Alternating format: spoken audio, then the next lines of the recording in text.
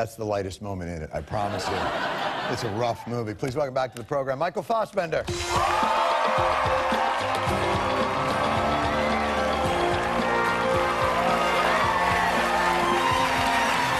you. Thank you for being here. Thanks for having me.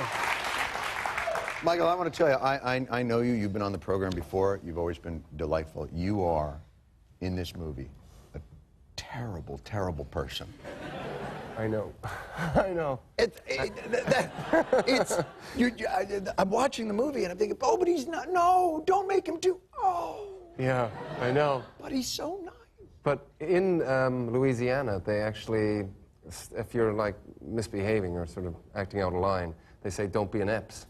So this guy's name is still synonymous with being a bit of a prick. Really? Yeah. Yeah. Now, it's something that actually got into the vernacular. Now, this is a true story. This is an actual memoir written by a man who was free. That's right. Solomon Northup, who was a free man. Yes. In New York, and he got tricked, basically, by a couple of characters into thinking that he was going to make some money, and they drugged him, and he ended up, you know, waking up in chains and being shipped down to the South and spent 12 years in slavery. And it is not in any way what you would consider a Hollywood represent. It is a stark reality. Yeah, it very is. Very difficult at times to watch, but incredibly well done. Yeah, I think, you know, I really think Steve has made a masterwork here. Steve McQueen, yeah. was just a phenomenal filmmaker. Yeah, and it's just so powerful, and as you said, you know, it's not pulling any punches, but it's not also trying to sort of hype anything up. It just is as it was. Do people stay away from you on set? Because I'm just curious, like some of the things that you have to do are obviously they're not only physically demanding. But... Well, I couldn't really go method on this one because the director was black. Yes, I could see that would be difficult. But when they yell, kind of just like, whoo! Yeah. Let's go have a nice tea. Like, is it? Sometimes, yeah. I mean, especially when you're dealing with such, you know, heavy material, it's nice then, well, and necessary sometimes to sort of have light moments in between, yes. So it doesn't become all the time, you know, just so sort of heavy, and you kind of get maybe, you know, a little bit sort of blinkered on it. Right. So the moments where you can try and find relief and respite, you do, and then other times when it's requires it, you know, you stay sort of in the moment, as it were. When you have, obviously you read the script, when you're in it, when you watch it, does it still have the power? Now, I watched it.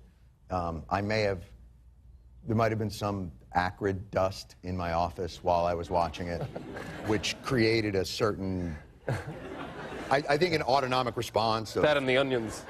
I wear a suit of onions when I'm sitting in my office. So it's incredibly powerful and moving at times.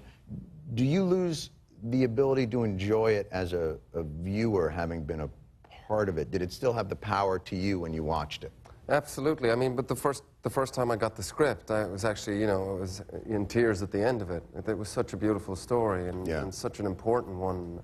I really wanted to be part of it, you know, and take on the responsibility of it. But I saw it I've only seen it once, and I saw it for the first time in Telluride in Colorado, the film festival there, and you know, I was just really quite speechless at the end of it. How does an audience, you know, in America, I don't know if you, obviously you're not from this country, but obviously slavery, as much as we obviously have been taught that it didn't happen.